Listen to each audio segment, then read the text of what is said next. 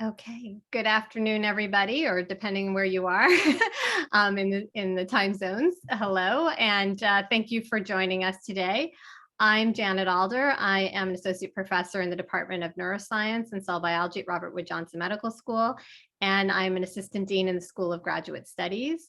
And I'm very pleased to be offering this session today. I'm grateful to our panelists for agreeing to do this, and I want to thank Itza Marie Chavera-Torres, who suggested some of our panelists and helped brainstorm ideas for today's event.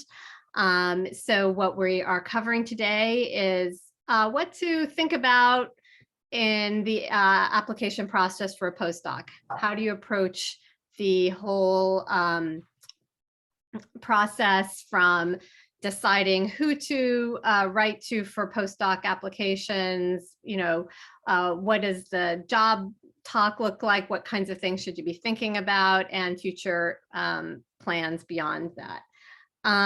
So the way the format's going to work, it's going to be hopefully very informal and interactive.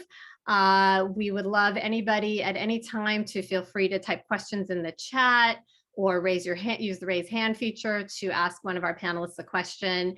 If we feel like it, towards the end, we might go into breakout rooms, and I would put each panelist in a breakout room so you'd have the opportunity to ask them questions directly if you want. This is your forum, all of your attendees for getting the information that you like. So let me introduce our panelists, and then they will each talk a little bit more about their suggestions. So first we have Dr. Itza Marie Chavera-Torres. She is the Director of Postdoctoral Affairs at Rutgers University. She obtained her PhD in biology from the University of Puerto Rico in 2007. And then she conducted neuroscience research at New York University, and then also did a postdoc at Rutgers University. And she was a member of and co-president of the Rutgers Postdoctoral Association, and collaborated with many different groups and postdocs on campus. And then so she really has a sense of what a postdoc entails, and what kinds of things they should be thinking about. And she's also a member of the National Postdoctoral Association. So thank you to Itza Marie for being on the panel. I'd also like to introduce Dr. Aaron Reifler. He is the director of the Office of Postdoctoral Affairs at Michigan State University. And he brings a range of his experiences to his role. He spent time studying political science in France as an undergraduate, taught English in Japan through the GET program, and almost joined the State Department before deciding to follow a career in research and higher education. Before starting his PhD in neuroscience, yay, neuroscience, he earned a master's and certification in secondary education and taught high school biology, chemistry, and Japanese. As a postdoc, Aaron used whole cell patch clamp electrophysiology to study intraretinal signaling of intrinsically photosensitive retinal ganglion cells. And for the last 2 years, he's been focused on addressing the needs of postdoctoral trainees. Our next panelist is Dr. Charlene Van Buiten. She is a food chemist at Colorado State University, and her research focuses on the biochemical functionality of plant-based foods in treating chronic inflammatory disease of the GI tract. She was in a postdoctoral fellow at Rutgers University in Dr. Ilya Raskin's plant biology lab. And she was funded by the National Institute of Health National Center for Complementary and Ingestive Health. We welcome her perspective coming from another university. Another panelist is Kevin Monahan. Kevin is an assistant professor of the Department of Molecular Biology and Biochemistry at Rutgers University. He did his undergraduate at Haverford College and his graduate work in Tom Maniatis's lab at Harvard, where he studied gene regulatory mechanisms controlling stochastic expression of clustered protocadherin genes. He then did a postdoc at UCSF and then Columbia. and has been here studying mouse genetics, molecular and genetic analysis of olfactory neurons in vivo.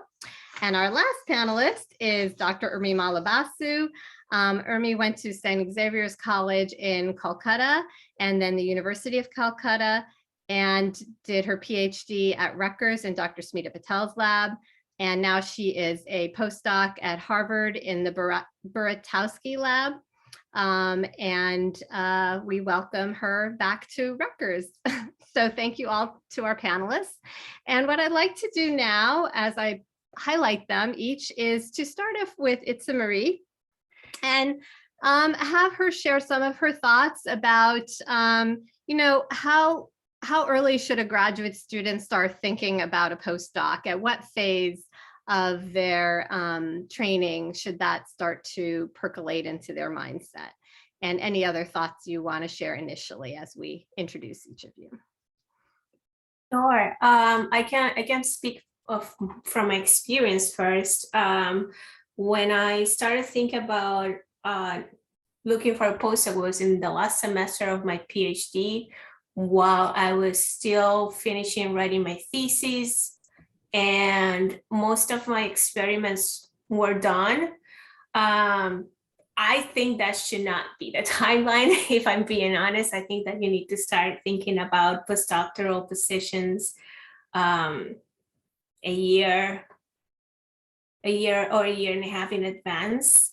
First, I would recommend knowing why you want to do a postdoc and what for, because a postdoc is not necessarily the next logical step after a PhD. With few exceptions, in some careers, you don't need a postdoc to find a job. Only if you're thinking about becoming a faculty, and again, there are some other few exceptions. So that would be my first question. I would ask myself why I want to do a postdoc and what for, because the idea of doing a postdoc is acquiring those skills that are going to diversify your experience, the experience that you got through your PhD. So thinking about becoming a faculty professor with a research, what kind of research you want to build, and what are the things that you need to learn, what techniques you need to acquire during your postdoc to become more independent. I'm just going to stop and let anybody else share their point of view. Yeah, so let me ask Erin next. Let's say somebody reflects upon the fact that they do want to do a postdoc because they're interested in an academic career. How do you think, how do they decide what type of postdoc to apply for? What are the things they should be thinking about? And again, you can add on to Itza Marie in terms of timing. Well, I definitely wanted to touch on what Itza Marie said, and it's the more important question, as she pointed out, is why? Why are you doing a postdoc? And that touches on this question of, okay, you've decided, you're pretty sure you want to stay in academia, you want to maybe bring it to another level in your research, become more credible as an independent researcher and principal investigator. These are some of the maybe rationales for starting to look for a postdoc. But the bottom line is that you need to prepare yourself in terms of more granular details. What specifically do you need to become that next thing? And it may be a faculty, it may be something else, but break it down into skills and abilities that you feel you're missing. And think about how you can improve in each of those areas. And it's going to be incremental. No matter where you go, you're going to find people that are excellent at doing certain things. Whether or not they're excellent at mentoring you to do those things as well, that's a different question altogether. But what you need to do when you're applying and when you're thinking about, okay, this is the next step for me, I'm going to be in academia, what am I missing? And there are lots of resources online for individual development plans that break down first into assessment to say, how do you rate yourself on these areas? And then what areas do you feel you need in order to go into a certain area? Imagine PhD and my IDP from AAAS are two examples of those IDPs online. I strongly encourage people to use those services to do those assessments and figure out what your needs are. And then you can answer that question, why am I doing a postdoc? And then start applying. And then that opens up, I think, the door that what Itza Marie was getting at is that once you start applying, you can start then presenting the people that you're talking to, generally faculty at R1 institutions that have research grants that can fund you. You say, these are my needs from the get-go, and this is how I'm going to contribute to your projects. And then you see, how can you synergize that? How can you use your time effectively? And then go into that next stage. Because a postdoc is not just I'm going to put off this decision for another X number of years so that I don't have to think about the next thing. It's not just, it shouldn't be used as just sort of this treading water period. It should be really targeted self-development. Right. And I want to just highlight something you pointed out, which is when you're writing to a PI, of course, you want to benefit from their experience and their labs, resources, techniques, whatever approach you want to learn. But I also liked what you said, that the skill set that you're bringing to them, right? Because how are you going to expand their repertoire as well? And so that's something definitely to highlight. I want to now turn to Kevin. So Kevin, in your experience, when you applied for a postdoc, were you thinking, as Erin and Itza Marie said, about, learning something new and potentially, or were you like, I want to grow in the same area where I did my PhD? And did you know that you wanted to be at an R1 institution as opposed to a primarily undergraduate institution already when you were applying for postdocs? Yeah, so from my perspective, I knew I wanted to keep doing research. I really loved doing research, and I was excited about doing that as a career and knew I wanted to do a postdoc. And to me, this decision was more about which of the directions do I want to take, which research questions are most exciting to me. So I ended up deciding between two different labs, which really would have brought my career in different directions. Using different techniques, asking different questions in different organisms. And I like both of them a lot. And so it was, for me, a matter of figuring out where my interest laid and seeing that the first step is finding places where you think you'd be a good fit and where you can get something and where you can bring something to them. But beyond that, you're going to have to hopefully have a choice of which of these things is most exciting to me and where do I see this path taking me. And a lot of that thought process happened through conversations with my graduate advisor, who was both involved, because as a graduate student, it's really hard to know what's out there. The universities, even just at Rutgers, is huge. If you're talking about if you're lucky enough to be geographically constrained, you're still looking at many places probably where you could, if it's in the Bay Area or Massachusetts, like any of these places, there's lots and lots and lots and lots and lots of labs. And so as a graduate student, it's really hard to know where you might be a good fit, who people with personalities you should avoid are, who people with personalities who would be suitable are, even just beyond like the questions that they're doing. And so a lot of my process was talking to my advisor about, and if you don't have the best relationship with your advisor, it can be your members of your committee, or even just more senior people who about what's a good fit for me. I think I came in with a list of 10 or 15 labs where I think these people are doing cool science, and sat down with my advisor and he went down the list and said, nope, not this one, not this one. And then we filtered it down and I sent some emails. So it was less about, it was always focused on research that got me excited, because that was what motivated me to be doing what I'm doing. And then finding fits within the group lots of places got me excited. So how do I find a good fit within that? Great, thank you.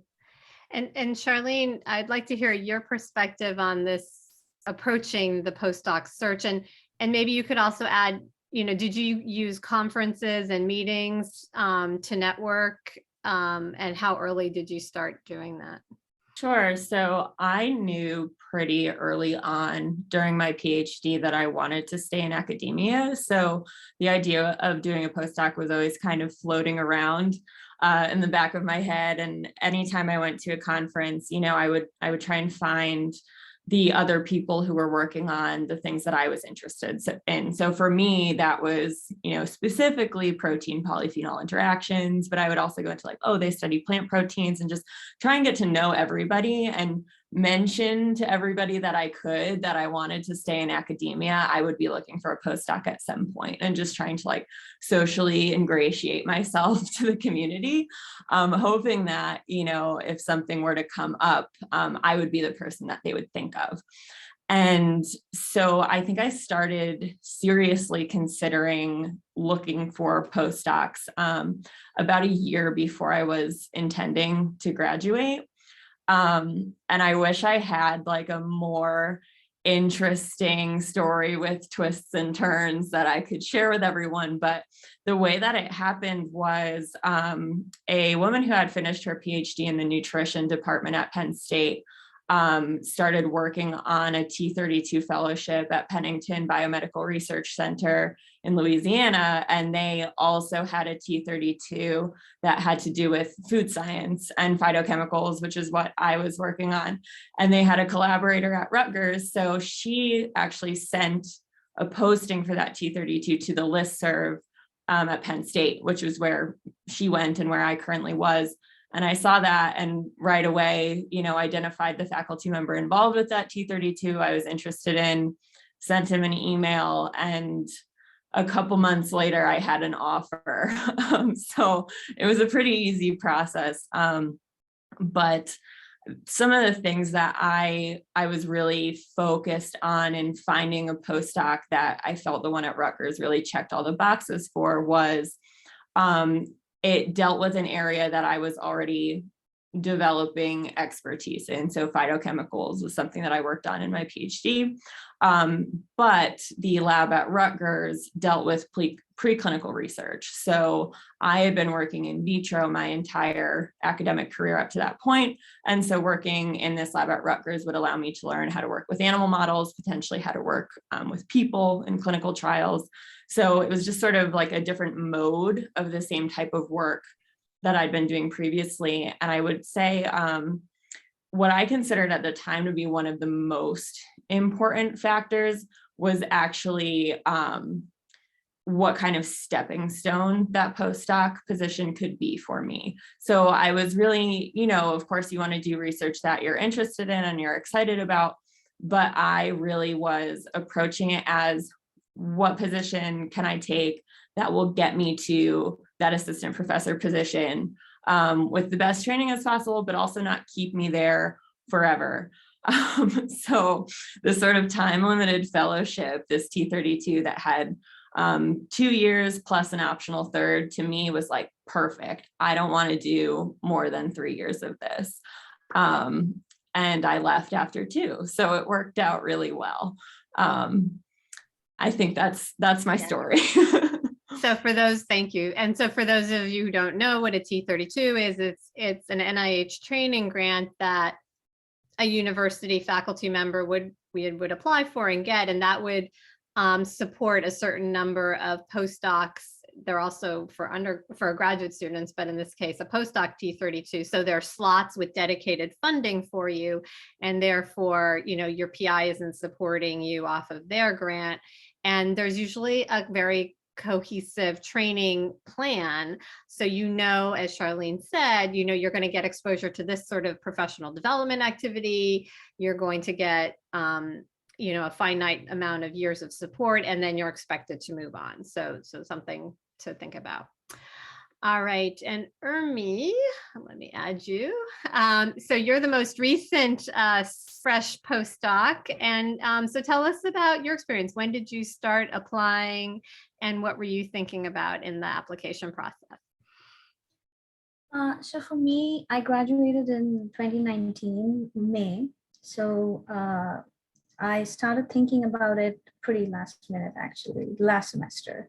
And I had a two-body problem. My husband was in Boston. He had just started his postdoc, so I had to look for something here. Luckily, Boston is pretty good when it comes to bio stuff, whatever you want to do. So I started emailing, and I think at that stage, it was very hectic for me. I got married. My thesis was not done. My papers were not done, and I had to graduate. So it was like a lot on my plate.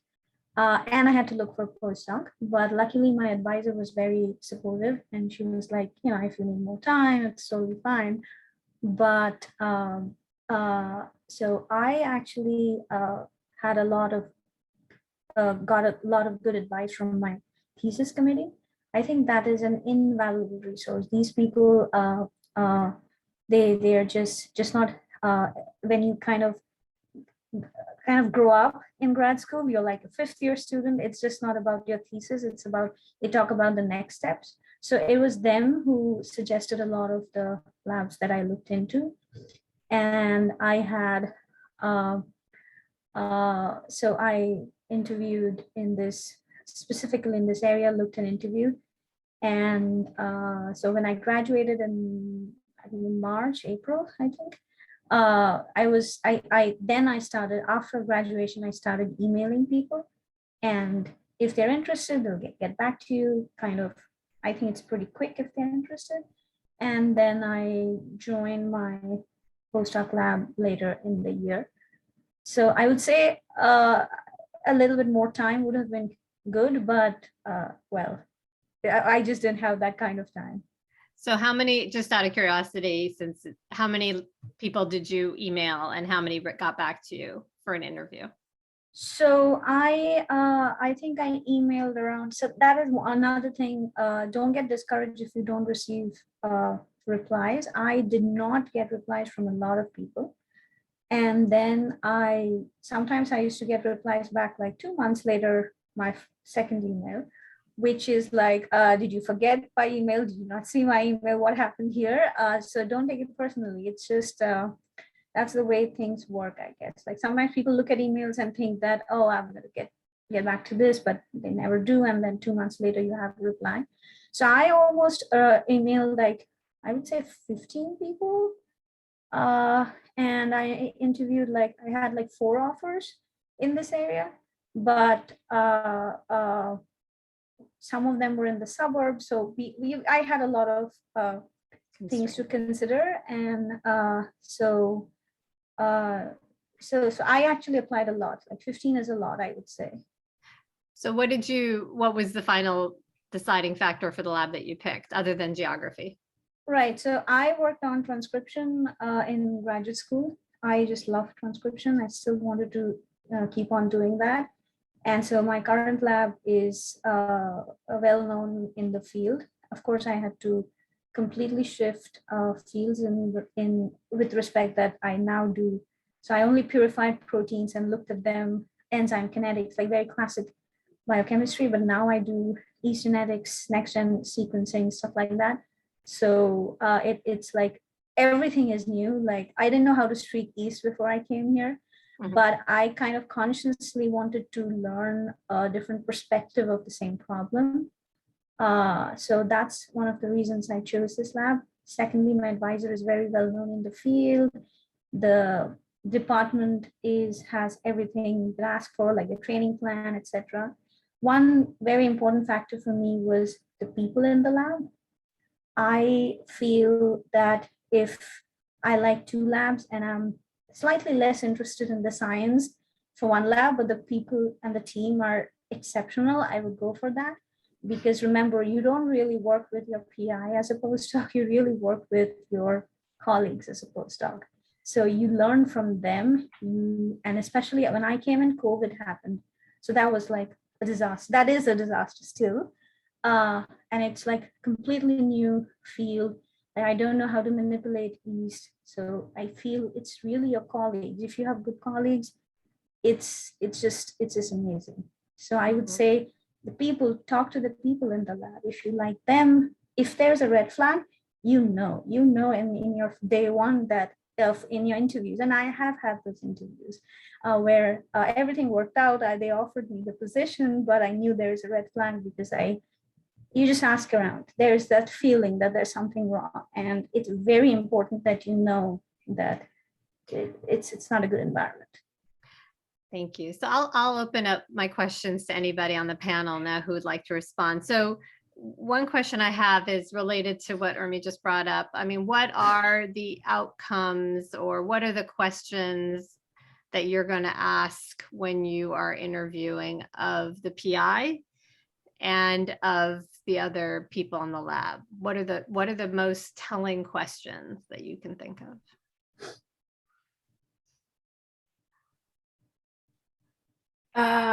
I could go first, and I could go on a list of things. Go for it.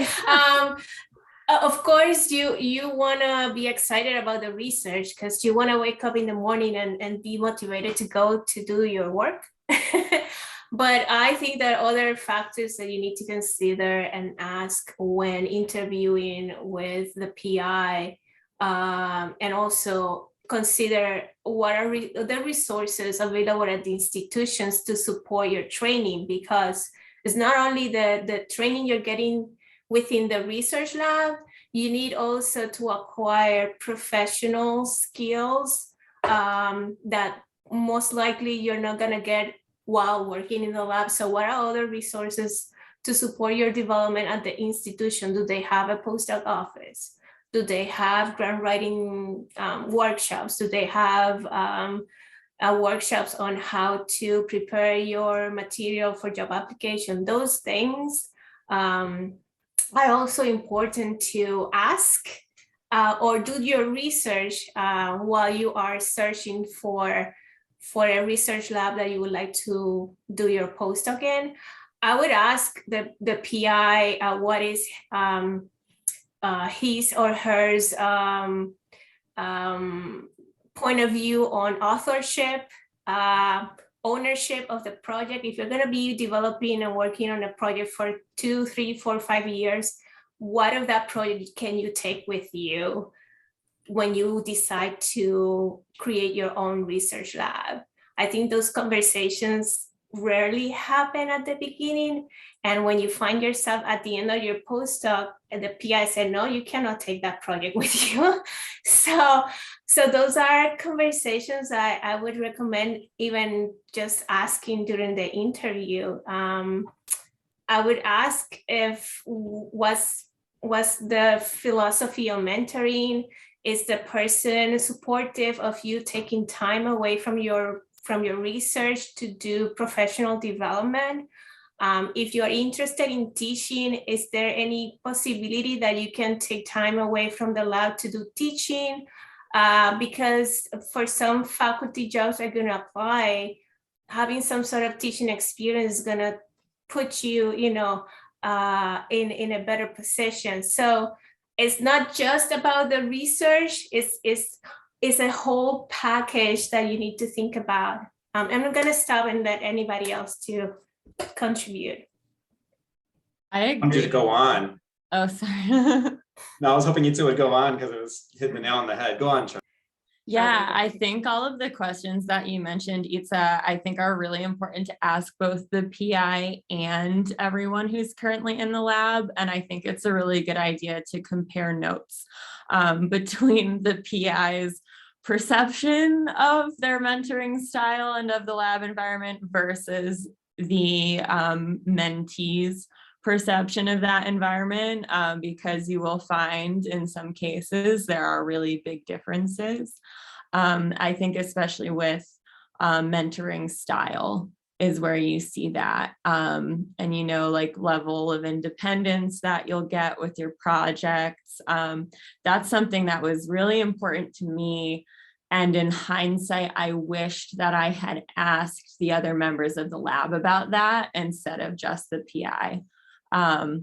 So yeah, I see Aaron writes in the chat, micromanaging can be uncomfortable, and so can complete absence of any guidance.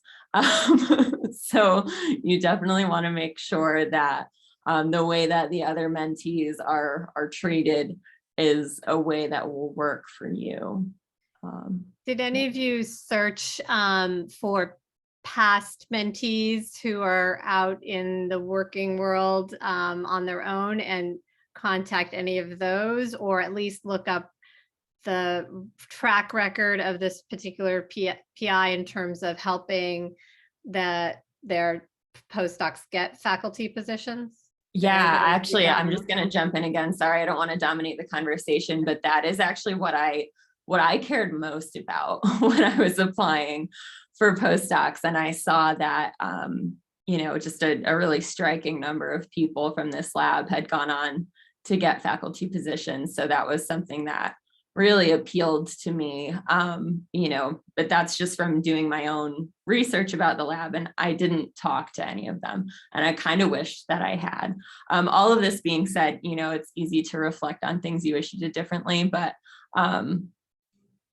things can work out even if you end up in situations that surprise you. I did end up with a job that I love, so I just want to put that out there also. It sounds like I'm giving warning signs, but I just want people to be informed. So there are a couple of questions in the chat. I'm going to ask them out loud rather than you guys having to respond to them in the chat, because I think it's good to hear the dialogue.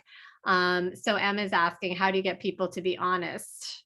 Like, how do you provide a sort of safe environment for them to tell you the truth? Because people do cover it up, sugarcoat it, and then you get there and they're like, nobody was really,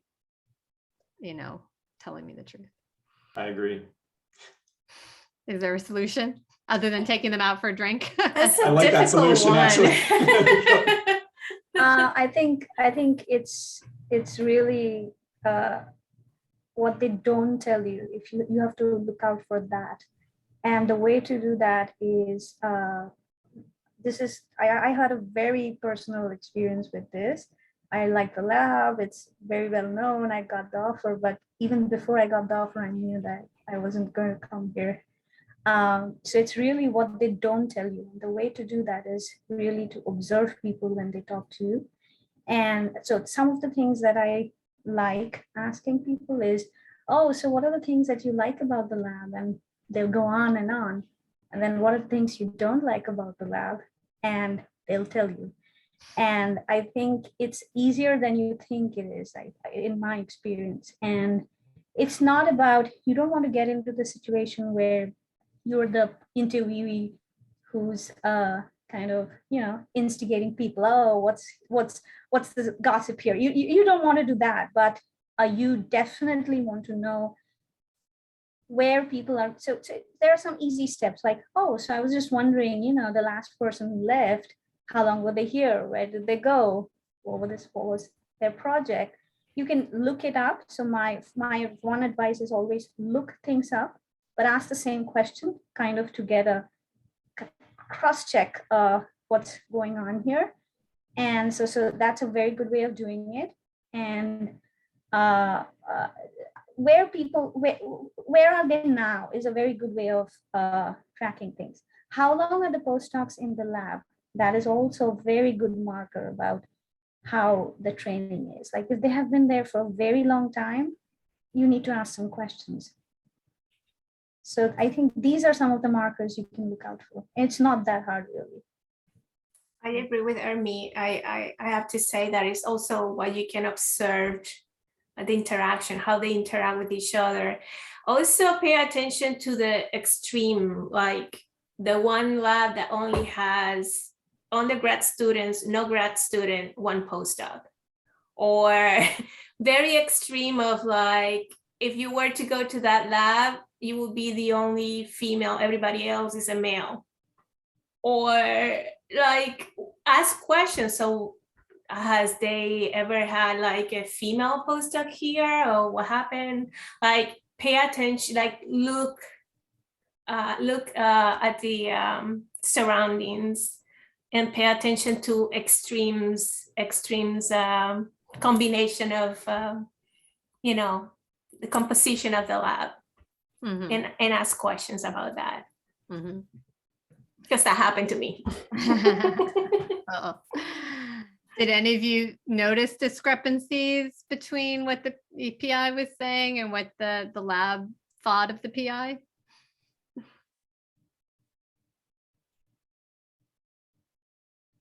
I'm trying to think back to exactly like how it all played out. And I know there were red flags that I ignored really? completely because I was like, you know what, this sounds like a really great deal. And, Yeah, my postdoc PI was unfortunately pretty absent, and that has its advantages. It's all sort of sugarcoating it in the end, I guess, making it sound better, but I did learn to be extremely independent. my PhD advisor was very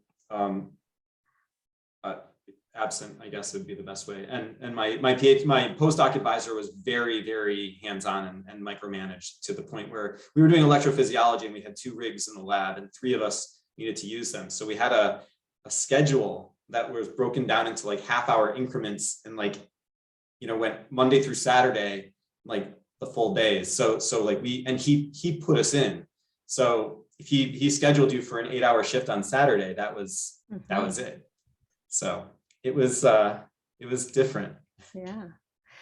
Kevin, maybe can you share with us, there was a question in the chat about the actual interview and the making a presentation and how can we help people who are applying feel less nervous, and what should they do to get ready? So, I mean, I think in some ways the interview feels like you're presenting your dissertation research. I think in the ideal setting, it feels a little bit like something between a hybrid of that and a lab meeting, where in a really good environment, people in the lab, not just the PI, are willing to ask questions and have a conversation about the data you're showing them. And we're showing them as probably something that's new to them, but related enough that they can have some insights into what's going on. And the best interview I did was, it was really, I went in with a slide deck, but that's not the meeting that we had. Like, it turned into a conversation about all sorts of other stuff. And so I would say expect it to be, you're going to give your talk that you've rehearsed and polished, but hopefully it can become more than that as you engage with the people in the group who are interested in the science that you're doing. Did you feel like they were grilling you, or did you feel No. like they were brainstorming and helping you think about your science and how it could work in their lab and stuff like that? It was the latter, and hopefully that's what you're going to be looking for. People like different lab cultures, but to me, an environment where people are really collaborative and engage with what you're doing and asking constructive questions is what I was looking for. And that's the 2 places I spent the most time. That's what I found. I could certainly imagine an environment where they're testing out the new postdoc, and that's maybe not the culture for me. Maybe it is for you, but you can take a lesson from how that goes. So, and then I would certainly expect on an interview visit that you're going to have an opportunity to talk to many people in the lab one-on-one. Hopefully some time with the PI one-on-one, either at the beginning or the end of the day.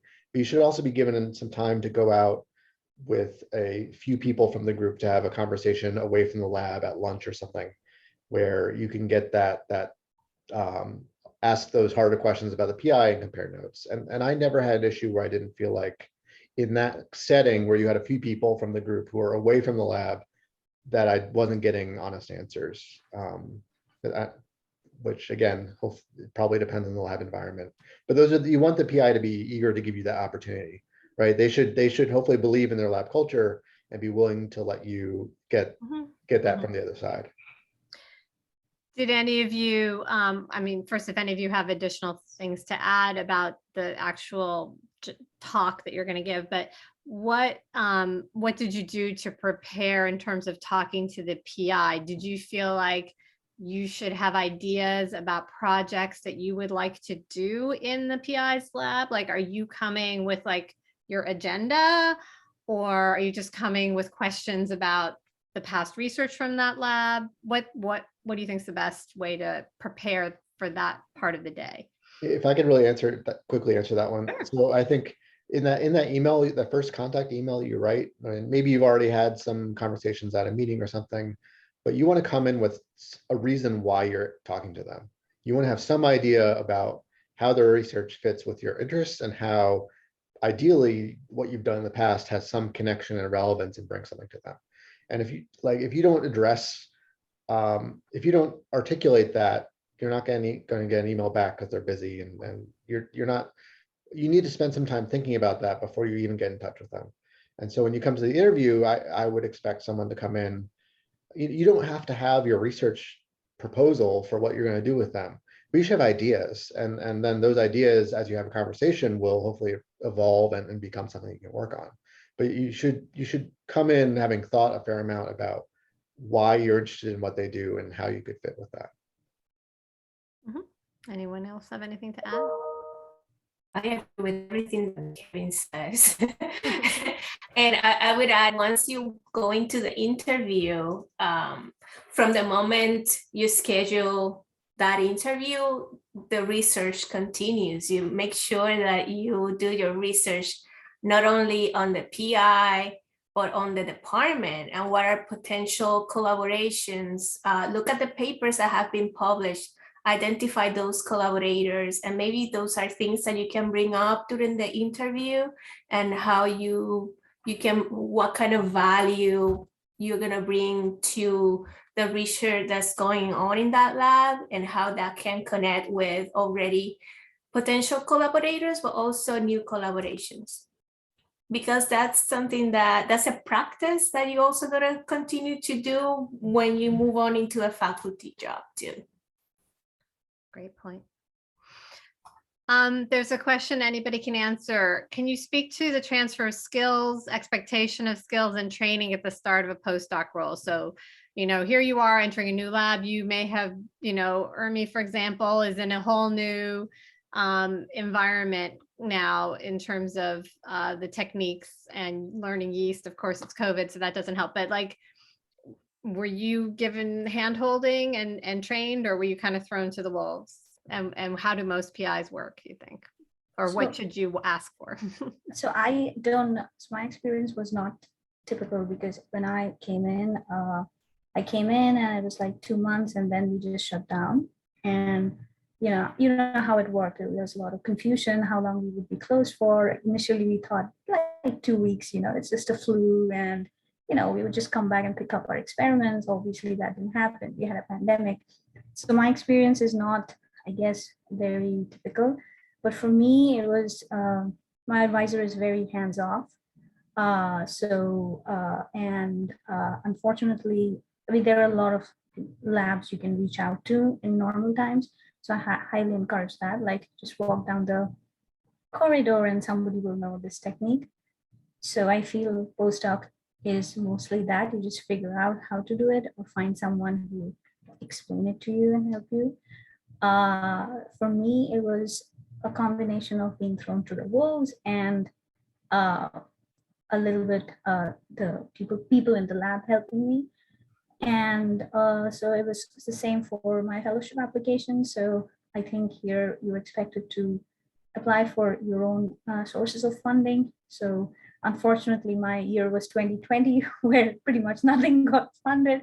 So it was, but it also gave me a lot of practice in terms of writing. The more you apply, it gets refined, more refined, and then finally something hit. So it was, for me, it was a combination of both. But I think in normal times, you do get a lot of help, I think.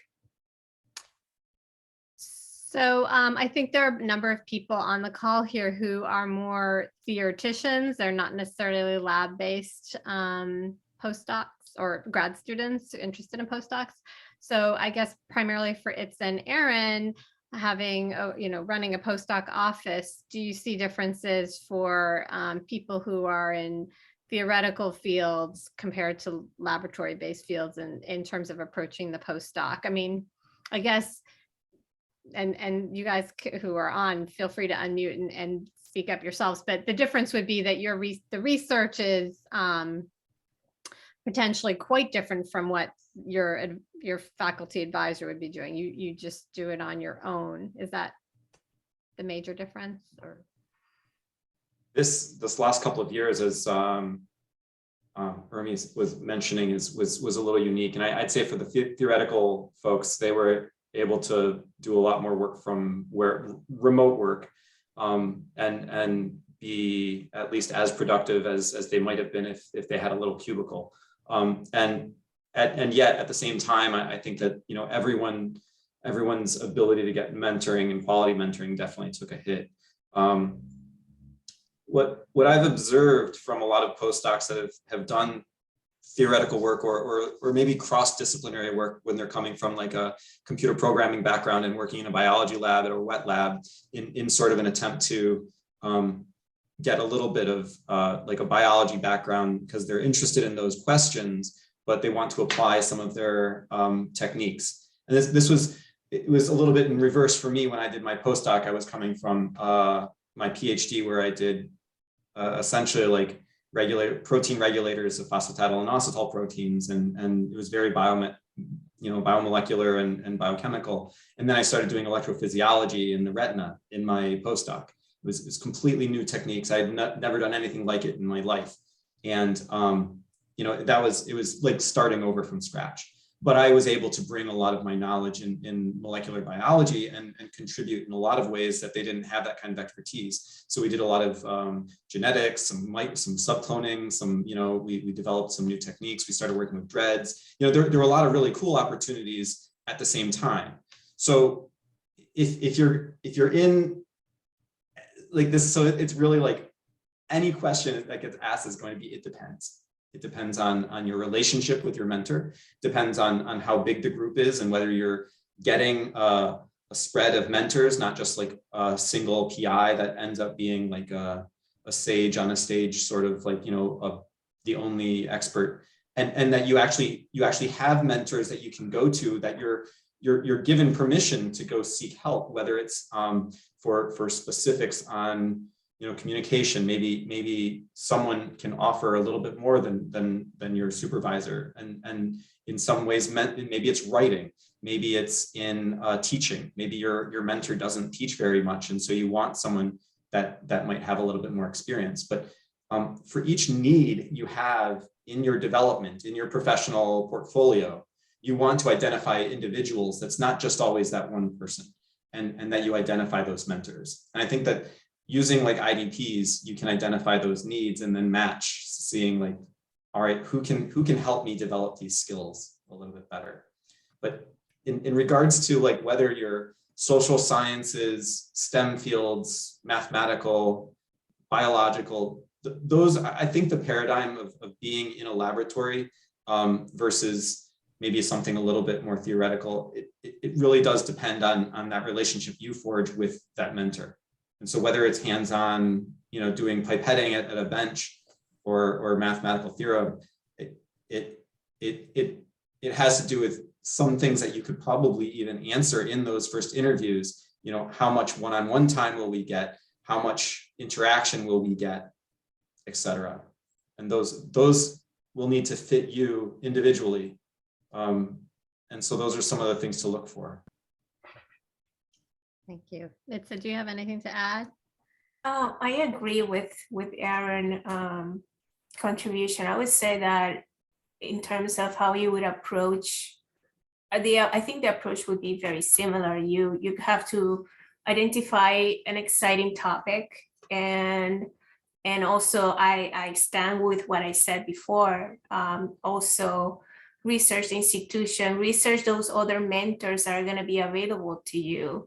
But I would imagine that searching and reaching out to people for postdoc position would be similar.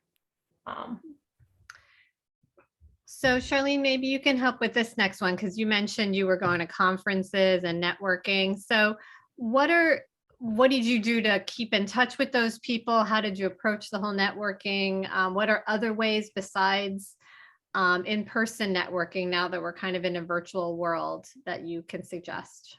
Yeah, so things going virtual definitely does put a damper on networking, which I think we've all suffered from over the last, couple year and a half, I guess.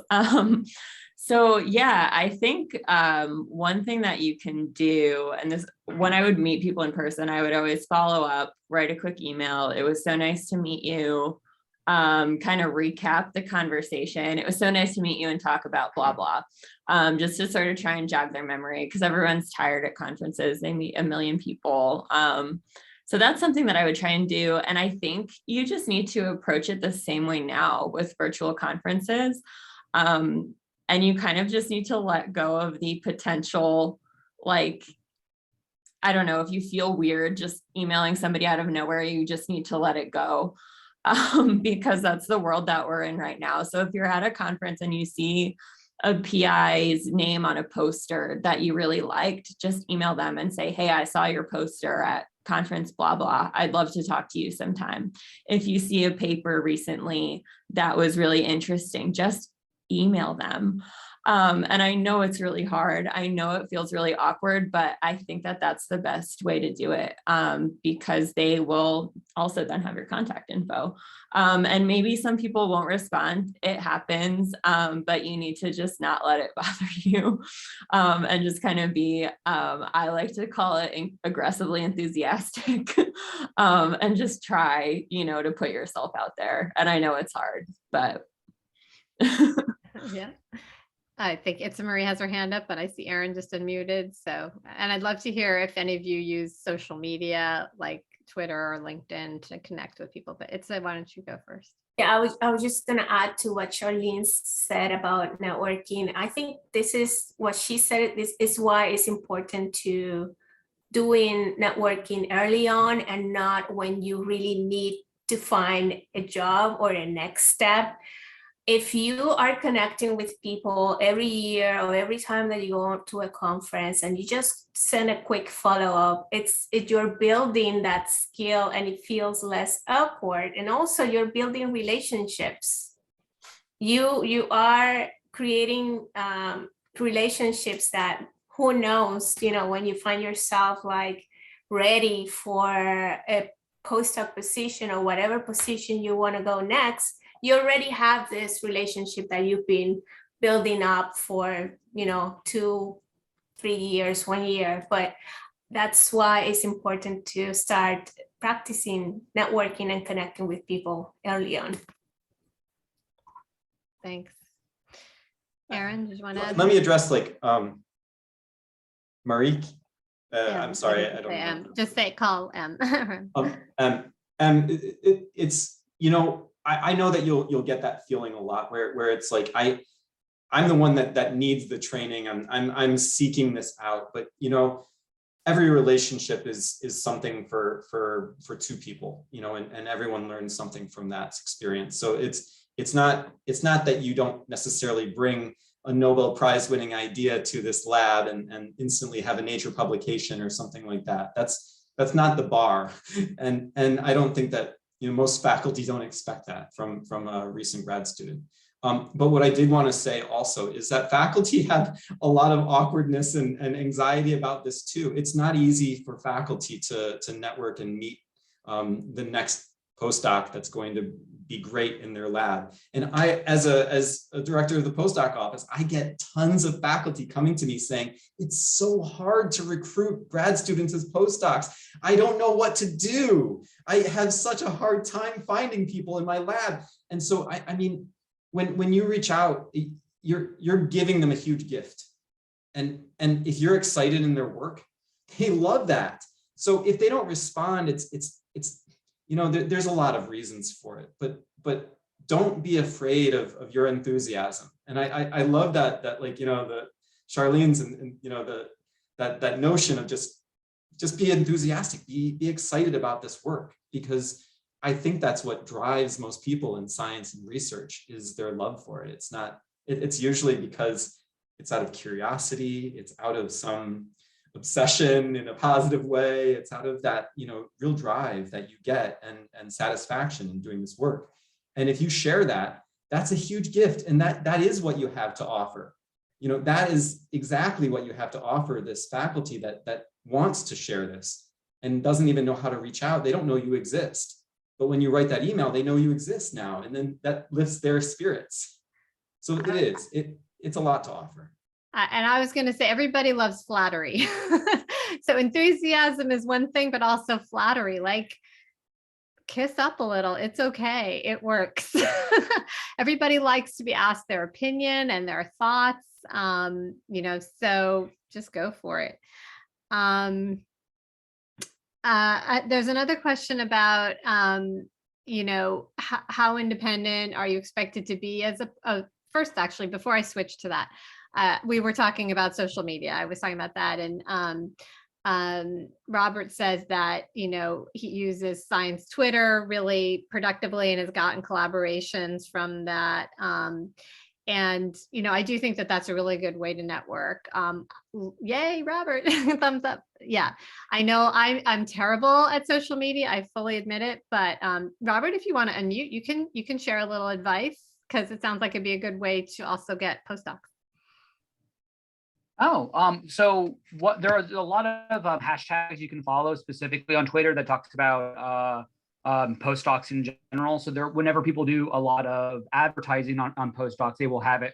There's actually, for those of you who might be aware of BioArchive, there is a jobarchive.org that actually specifically works with finding postdocs and is explicitly tied with Twitter. So whenever there's a posting, you'll see a thing going on Twitter. So you'll notice also one of the cool things on social media, particularly on Twitter, is that there are wonderful bots that are made tying in labs and paper.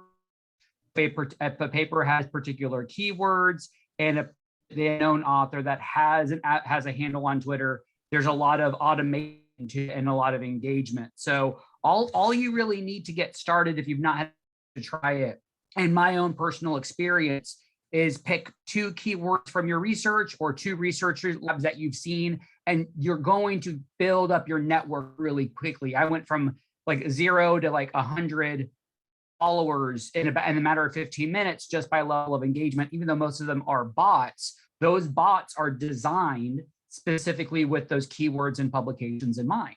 So you can go and get engagement. A lot of conferences, virtual and in person, they always have hashtags that beg people follow them. So it really is, if you don't know where to get started, pick 2 keywords and just go to town. That's what I did. And it's been pretty lucrative so far. Thank you. Do faculty use advertising for postdocs, like put an ad in Nature or Science, or is everybody just like cold call? Like Aaron and It's Marie say, and I know this too, faculty, my colleagues come up and say they can't find postdocs. And I was like, are they actively putting ads out? So should one be seeking people who have ads, or is that like a sign of desperation? Thoughts? I know that Rutgers post positions in the UHR, in the HR website, and I think we had this conversation within the Big Ten community. And Aaron, correct me if I'm wrong, but I think the consensus is that some of them are posted on the university website, and some others are just, you just need to reach out to the faculty and see if they have anything available.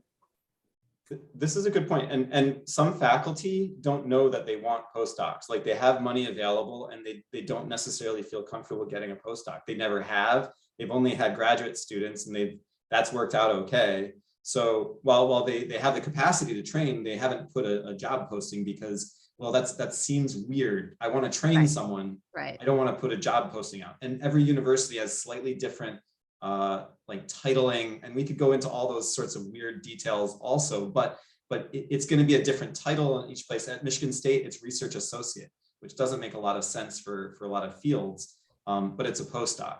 And a lot of, for the most part, the money, the funding comes off of research grants that the individual faculty have. And you're seen as an employee, so everything has to be posted on our job site. But there probably are lots of faculty that also have capacity to take on postdocs. They haven't made a job posting because it's like, well, I want it to happen more organically. I want someone to reach out. I want to connect with someone at the conference. You know, I don't want to just put out a job posting because I don't know who's going to see that and who's going to apply. So there's hesitation on both sides. Right. But I don't know if it's desperation. Sometimes like the faculty have to. They're at a lot of Required universities, to, yeah. you have to post this in order to hire. For Kevin or Charlene, I think this is a good question.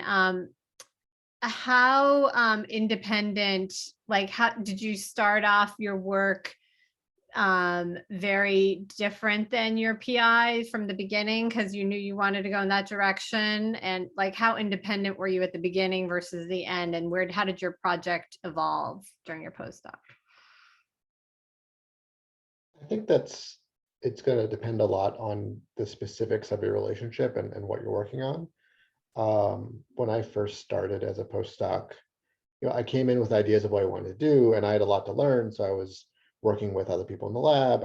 I started out helping, some of the skills I had from graduate school, I was able to work with someone and run some experiments for him, and which didn't end up going anywhere, but was like, got my, you're doing a lot. When you first start, you're going to be thinking about your big project that you want to work on, but you'll also probably get involved with a lot of different aspects of things that are happening in the lab. And depending on the personality of the PI and your relationship with them, they may be more or less involved with that. And I think that's something you need to figure out specifically by talking to them and figuring out what works for you. And it can change. So when I first started out, I was trying to do a lot of things right away. And my PI was my postdoc advisor was more involved in sort of facilitating me getting started. But then once I had things underway, it was a little easier for me to be more independent. Charlene? Yeah, so my experience with my postdoc was that I came in with a ton of ideas, all of these things that I wanted to work on, and my PI was like, calm down. We can apply for an F32, so like a NIH postdoc fellowship in the future, but while you're working on the T32, this is the continuation of the experiment that was left off, so I need you to work on this thing. And I was like, okay, so I worked on that, and then it was like by the end of my time there that he had sort of started to support the implementation of the skills that I could have brought to the lab from my PhD.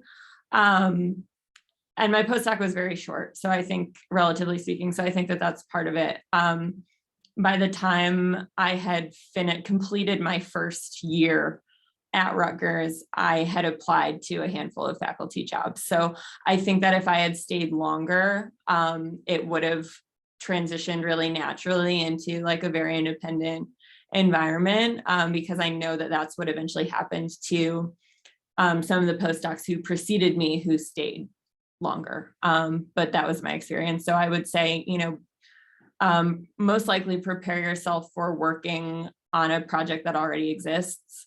The level of independence that you have on that project can vary. Let's talk a little bit about switching fields, and what are the pros and cons of that? What kinds of strategies can be useful, because now you're writing to a PI that really you're not bringing that much of experience to that lab. So how can you sell yourself? And while we're talking about that, I want to think about people who are interested in going on to work at a smaller college, primarily undergraduate institution potentially, and what they should be thinking about when they apply for postdocs, because the type of research that can be done at an undergraduate university, and again, we're talking about, things that are lower budget, whether it's theoretical or, and you need high computing ability, or lab-based, and you're not going to have an animal facility, for example. So we can talk about both those things together, like switching fields. So what kind of strategies can you do to get attention if you're switching fields? Other than flattery and excitement. Any ideas?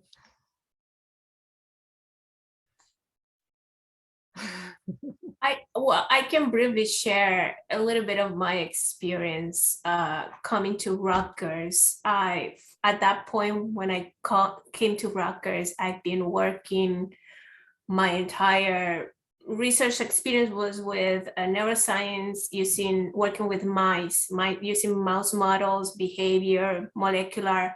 And the way I came to Rutgers was I wanted to change, like I wanted to be different from what I've done before. So I changed the model. So I went from working with mice to work with C. elegans. And it was it was a genetic lab. It was like mapping genes, and it was very challenging for me. Imposter syndrome became very real. You question yourself. But if you keep in mind that you are a scientist, if you're a scientist is about solving problems, you have those skills. It's just about using those skills answering a different question with a different set of tools available to you. But that point you're a scientist. I think that's one thing that can help you into transition into something completely new and different from you, giving yourself permission to take some time. It's going to take some time, but I think the expectations is that the learning curve is going to be it should be faster. I don't know if I answered the question. I think you bringing up your transferable skills, highlighting your enthusiasm to learn a new subject, and demonstrate how you've done that in the past. It may not have been from one lab to another, but you picked up something in a class once, you'd never taken physics before, and you were able to learn the material quickly. How you approach learning something new, I think describing that could be really helpful. And your critical thinking skills, your ability to analyze data regardless of what kind of data it is. Those are the kinds of things you can highlight. So Robert wants to know, can you make suggestions? And sorry, I like, also Itza Marie pointed out that she went to learn C. elegans, which is also a kind of model system that would be good for an undergraduate university. So choosing a model for your postdoc that may be out of the vertebrate range, for example, that undergraduates can do research on because it has a short time frame. When you're picking a postdoc for eventual work in an undergraduate institution, you want to think, how can that student population help me with my research so that when I apply for those jobs at the primarily undergraduate institution, I'll be able to explain my contributions to research education. Okay, let's see, I'm just reading the questions.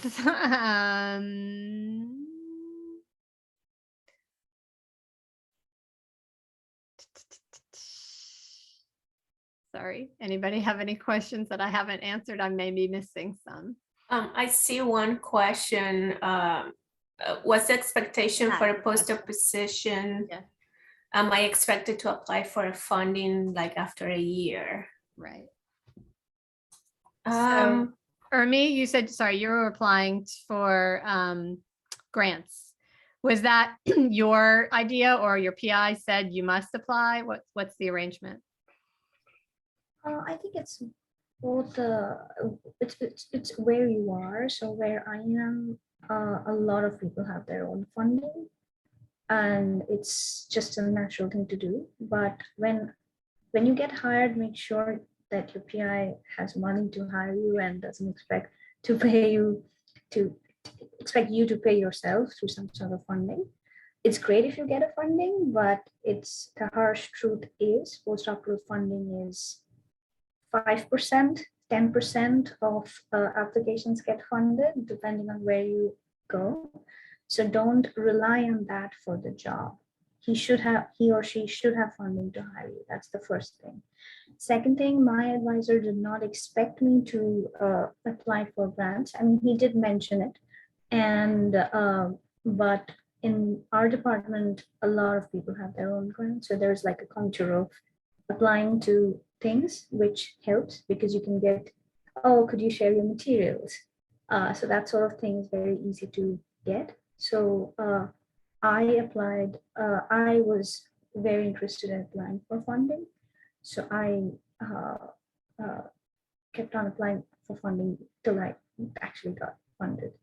Oh, you did get a grant. Yeah. Congrats. Only this year. Uh-huh. So, and I agree. Does anybody have anything to add about that? Expectations for self-support? I mean, we could go through the whole discussion of F99 K00s and K99 R00s. So just to get people up to speed on that, again, I apologize for those who are not biomedical. I'll keep it brief because it's not relevant to everybody here. But an F99 R00 is a K00 is a transition from grad school to postdoc, and some of the institutes at the NIH have this mechanism. So, you would apply as a grad student, and then the postdoc would be funded already for the second half of that granting period. And then similarly, when you're a postdoc, if you're interested in an academic position, it's one of the best ways to help your application is to have your own funding already. So you can apply for a K99 R00, which is transition from postdoc to faculty position.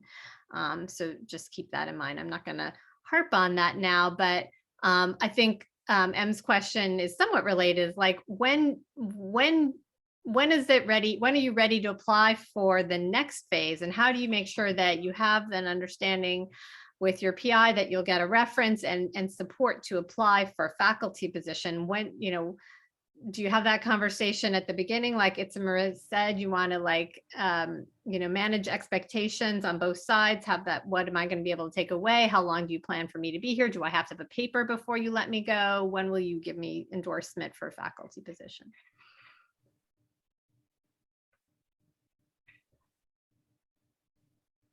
I mean, I can say that those are the conversations that you should have on day one or even before day one. So you have a clear knowledge of what are their expectations going in. And that once you are in and you're doing your postdoc, I would recommend to have conversations every so often.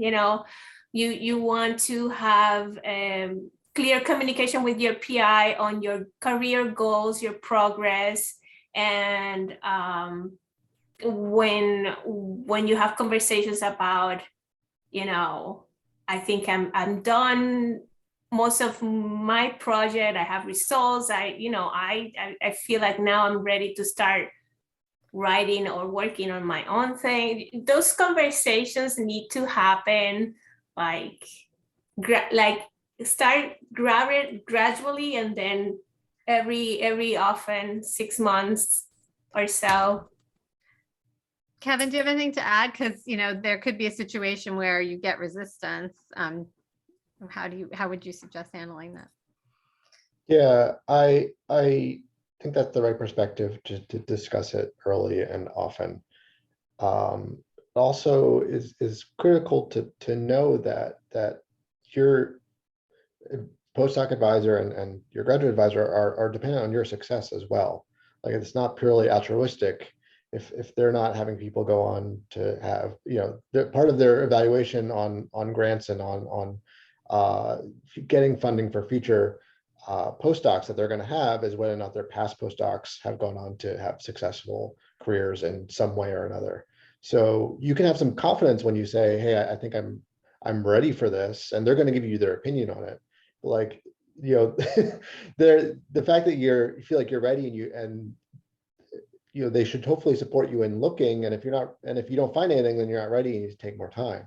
But you want to have a relationship where you can have a conversation about if you feel you're ready, you're going to go. I actually, when I was applying for faculty jobs, my postdoc advisor was pushing me to go earlier than I felt like I was ready, because he rightly saw, you know, I did a round and I didn't get anything, but that first round of experience was very useful the second time around.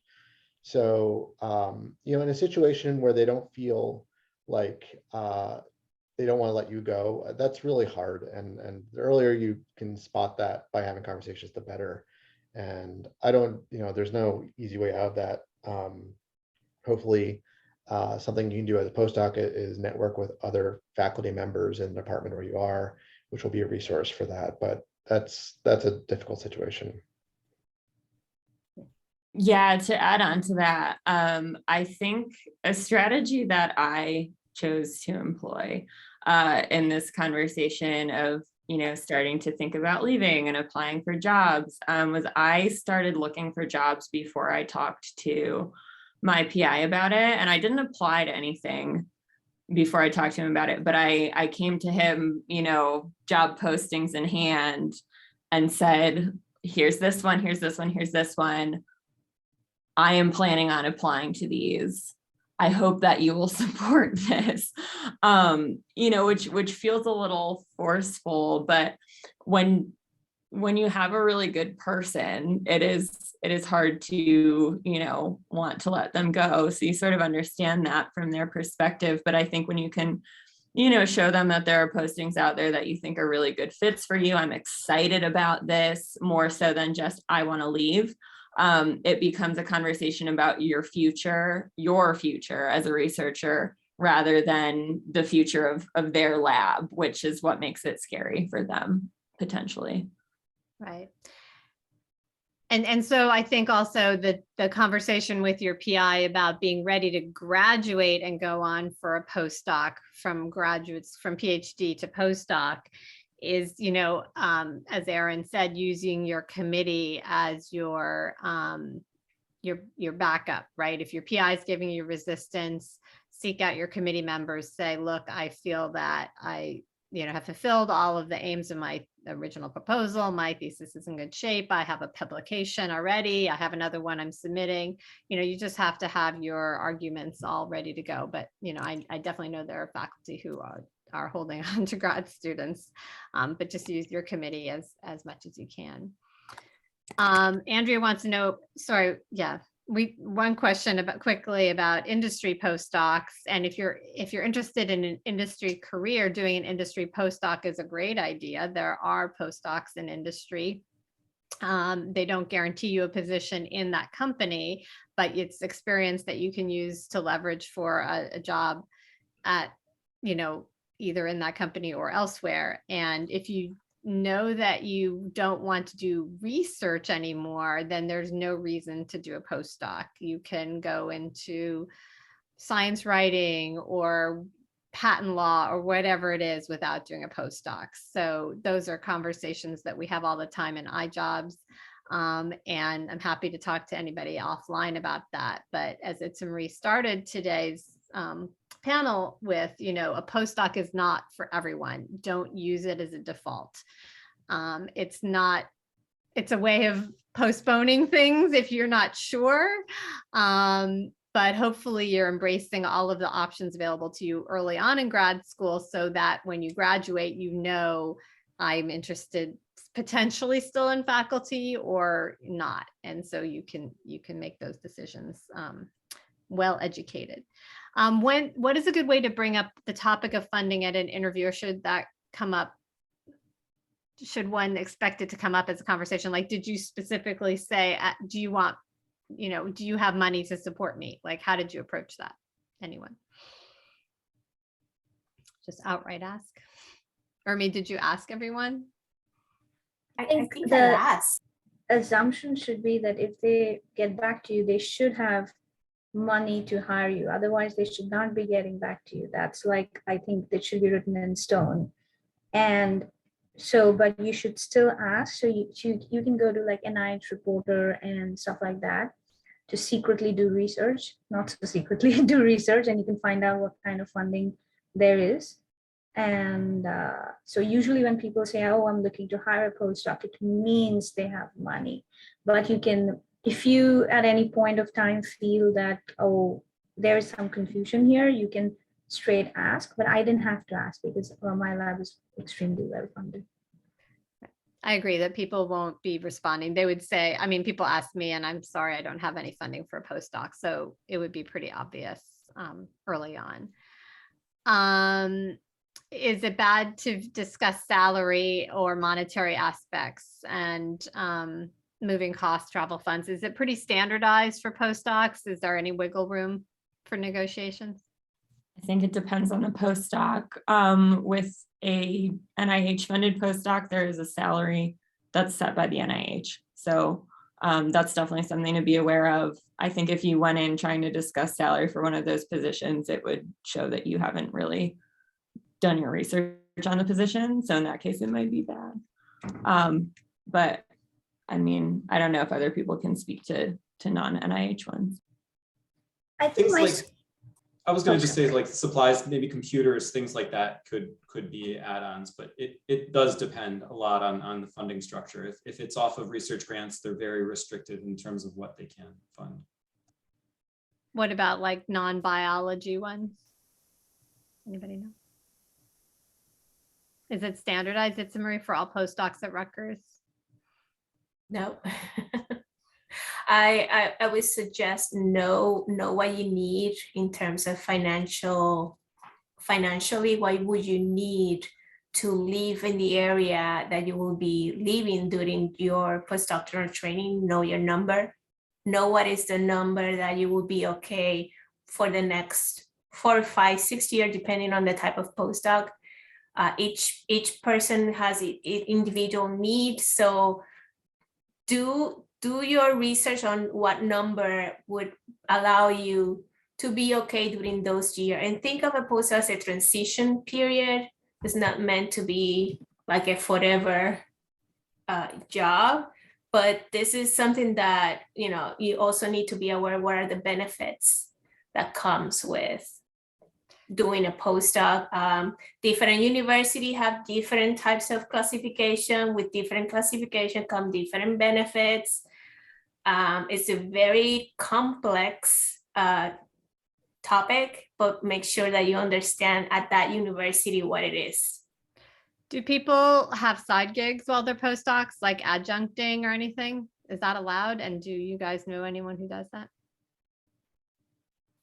It's generally frowned upon, I would say, but some universities have some more specific policies. A lot of the times they'll be like, you can only have 0.25 FTE in addition to what your postdoc is.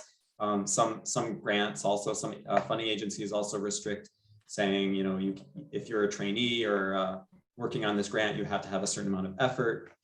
Those criteria, you could probably bring it up. The faculty might not even know all the details. Yeah. Some of that is actually HR that determines that at the university. The ones that I know of, they do it under the radar. And it gets complicated for internationals because the visa type dictates what kind of activity you are allowed to do while you are on that visa. 100%. So if it's only research, it's only research. You cannot do anything outside of that. You can't even get an honorarium if you go to a conference or something like that. If you're domestic, it's not as much an issue. If you get invited to a talk and they can fly you out and give you an honorarium or take you out. If you're international, there are additional concerns that you should talk to an immigration lawyer and not listen to my advice.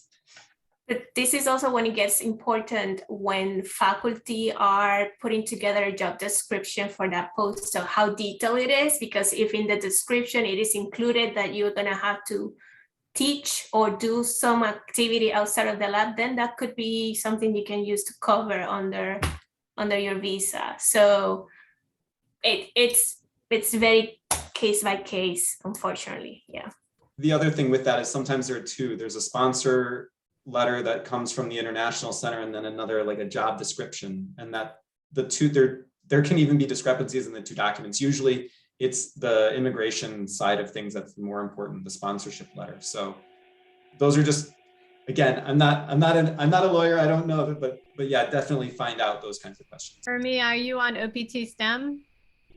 Yeah, Okay. but I'll be switching soon, so. Oh, okay. Are there any questions? We have about 4 minutes left from any of the attendees. I know some people had to drop off that haven't been answered. Just feel free to raise your hand and unmute and share your questions.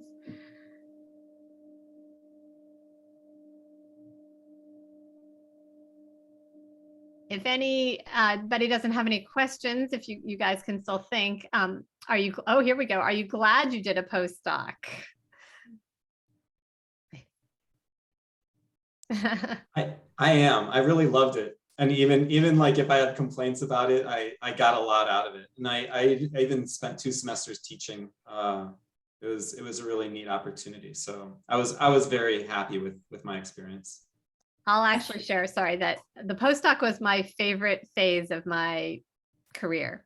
I actually loved being a postdoc because I didn't have the stress of graduate school with classes and feeling like my thesis hanging over me. And I got to do science in a relatively new area, learn something new. And I didn't have the responsibilities of being a PI yet. So it was just like a great phase of my life.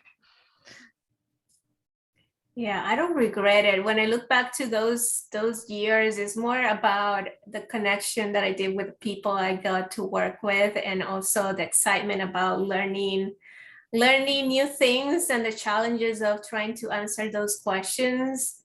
And I don't think I would be here without those experiences. Charlene? Yeah, I think ultimately it was a good experience. Full disclosure, I definitely struggled in my time as a postdoc, just fitting into my lab and, finding my place at Rutgers. So there were challenges. But yes, I am glad I did it. It helped me get my dream job. And like Janet said, now that I'm in a faculty position, I see how good I had it as a postdoc. So yeah, it's definitely an interesting in-between phase where you don't have the pressure of your thesis and you don't have the pressure of managing your own lab. So there's a question, what's the perfect amount of time to do a postdoc? So Kevin, how long was yours? Mine was long. I moved halfway through from UCSF to Columbia. Oh, It was a mouse lab, so it was a disaster. I was there for like 7 years. So, but it's as long as it takes, and it varies field to field, then depending on what you're working on. Mine was 4. Yeah. I had 3 papers, I think. So I got lucky. Mine was 2 years. Yeah. I think with a year of teaching in there. Okay. So Matt's asking, how long does it take to hear back after application due dates? So I don't think postdocs really have application due dates. So that's why I asked you, and there are postings, as they said, on HR sites, but most people write just cold to the PI saying, I'm really interested in your work and I love to be a postdoc in your lab. These are the kinds of skills I can contribute. This is what I'd like to learn. And, if you don't hear back, I'd say within 2 weeks, follow up. Usually if you follow up and you still don't hear, you drop it. You pick up the phone and make a phone call. You could have your PI make a phone call, or somebody who knows that person that you're applying to, but I see a lot of chatter for math, a lot of postdocs in teaching positions. How many publications are required for applying to faculty positions? Kevin or Charlene? That depends. More is better, but I hadn't published from my postdoc yet when I was hired, so I don't think it's a requirement. Yeah. I think depends on the type of institution you're applying to. Yeah, I think you have to have, you want to be able to tell a story. When you give a job talk for a faculty position, you want to have an arc of, what your research is, a story that how it frames everything. That's more important than publications. Funding is good to bring though. Faculty that already have funding is huge. And impact, if you're going to publish one paper, that's fine. If it's a higher impact journal, that's always a plus. And I will say, I think, so speaking as somebody who got a faculty position without coming in with my own funding and without already having a publication from my postdoc, I think it's just really important to, like, when you are eventually on the job market, just be really open about where you're at in your career. I mean, the people interviewing me knew that I'd only been at my job for 1 year. So I think the expectations aligned with that timeline. So I wouldn't, like, obviously put pressure on yourself to be productive, but I wouldn't let it keep you from applying to a job if it seems like a really good fit. Because ultimately I was hired because I'm able to do the things that they needed somebody to do, and I'm at an R1. So I wouldn't, like, limit yourself in that way. All right, I want to be respectful of everybody's time. So I want to thank our panelists very, very much. It's Marie, Aaron, Kevin, Charlene, and Urmi. You guys all had something really great to contribute. And I know that all the panelists would be happy if you reached out to them afterwards for follow-up questions. And I will be posting this link on the SGS website. So thank you, everyone. Have a great day. Thank you so much. Happy holidays. Yes. Yes. Thank you. Take care. Thank you all. Bye-bye. Take care. Bye. Good luck, everyone. Thank you, Janet. Thank you, Janet. guys. No, it was really good. It was It was a great great. Thank you conversation. so much. Thank you, Aaron. Good to see you, Marie. Good Bye. to see you. Bye-bye. Bye.